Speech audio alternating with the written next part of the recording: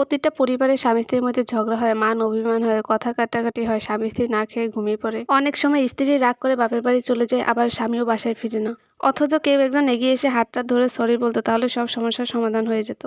কাউকে না খেয়ে থাকতে হয় না, দুজন মানুষ পাশাপাশি অথচ তাদের মধ্যে ভালোবাসা নেই, এটা কি হয়? আপনার স্ত্রী আপনাকে ২টা সন্তান দিয়েছে, এ কথা ভেবেও আপনি আপনার স্ত্রীর সব দোষ, অপরাধ ক্ষমা করে দিতে পারেন।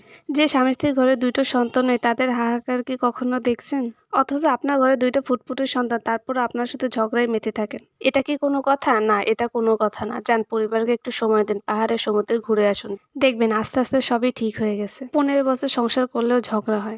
মানুষের বিয়ের বয়স যত বেশি দিন হবে, ঝগড়া কথা কাটাকাটি তত বেশি হবে। এখন কথা হচ্ছে এদের দুজনের মধ্যে কি আসলেই ভালোবাসা আছে কি নেই? এখন অনেকে ভাবতেই পারে ভালোবাসা থাকলে কি ঝগড়া হয়? হ্যাঁ, ভালোবাসা থাকলেও ২ জনের মধ্যে অনেক ঝগড়া হয়। মারামারি হয়, কথা কাটাকাটি হয়, সংসারে সন্তান না থাকলেও ঝগড়া হয়, সন্তান থাকলেও ঝগড়া হয়। এখন স্বামী-স্ত্রী আলাদা হয়ে যাওয়া উচিত না। একসাথে থাকাটা অনেক বেশি জরুরি। আলাদা হওয়া তো খুবই সহজ। আনন্দ নিয়ে থাকাটা আপনাদের দুজনকে চেষ্টা করতে হবে। অন্য কেউ এসে চেষ্টা করে দিবে না। সুন্দরভাবে জীবনযাপন করা নির্ভর করে আপনাদের দুজনের উপরে। আপনাদেরকেই সব ঠিক করতে হবে। আপনারাই পারেন আপনাদের জীবন আনন্দময় করতে। কিন্তু ডিভোর্স বা সেপারেশন এটা কোনো সমাধান না। আপনাদের দীর্ঘদিনের সংসার, দুজন মানুষ আলাদা হয়েই যে আনন্দে থাকবে সেটা কিন্তু নয়। দুজন মানুষ একসাথে থাকলে ঝগড়া হতেই পারে। ২ জন মানুষ অফিসে যদি একসাথে কাজ করে তাদের মধ্যেও সামান্য কিছু নিয়ে বিবাদ হতেই পারে। তার মানে এটা না আপনারা আলাদা হয়ে যাবেন বা কেউ সাথে কেউ কথা বলবেন না। ভাইয়ে ভাইয়ে ঝগড়া হয়, বোনে বোনে ঝগড়া হয়, মা ছেলে ঝগড়া হয়, ছেলে মা ঝগড়া হয়, ভাই বোনে ঝগড়া হয়। ঝগড়া পুরা সংসারেই হতে থাকে। পুরা জগৎ জুড়েই ঝগড়া। ঝগড়া হবে আবার মিলও হবেন, গল্পও করবেন। একসাথে বসে ২ জনে চাও খাবেন, হাঁটতেও যাবেন। মন খারাপ হলে একজনের কাছে আরেকজনের কথা বলবেন। ঝগড়া মানে এটা না যে আপনাদের আলাদা হয়ে যেতে হবে। মানুষ তো মানুষের জন্য, মানুষ তো আর কোনো ফেরেশতা না।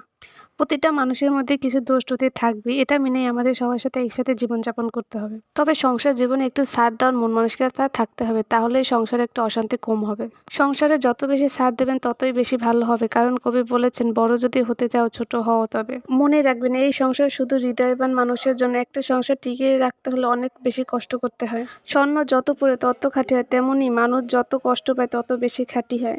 কাজেই দুজনে আলাদা না হয়ে চেষ্টা করেন দেখুন মিলেমিশে থাকা যায় কিনা। জীবনে প্রচুর স্বামী-স্ত্রীর মধ্যে ঝগড়া দেখেছি, মান অভিমান দেখেছি, কথা কাটাকাটি দেখেছি, কত কুৎসিত ঝগড়া, কত নোংরা ভাষা, কিন্তু দিন শেষে তাদের মিলে যেতেও দেখেছি। কাজেই মাথা গরম করে ডিভোর্সে যাওয়া একদমই ঠিক হবে না। মানুষের একটা ভুল সিদ্ধান্ত কিন্তু সারা জীবনে কান্না হয়ে দাঁড়াতে পারে। পরিবারকে সময় দিন, পাহাড়ে যান, সমুদ্রে যান, ঘুরতে যান, দুজনের ভালো লাগা মন্দ লাগা একে অপরের কাছে শেয়ার করুন। দেখবেন আপনাদের মধ্যে ঝগড়া, ঝামেলা, অশান্তি দিন দিন কমেই যাবে। কেউ কাউকে কষ্ট দিবেন না। মনের ভেতর যত কথা আছে সব প্রকাশ করুন। মনের কথা চেপে রাখবেন না। তাতে আরও বেশি ঝামেলা হবে। সর্বোপরি একটাই কথা, দুজন দুজনকে বোঝার চেষ্টা করুন।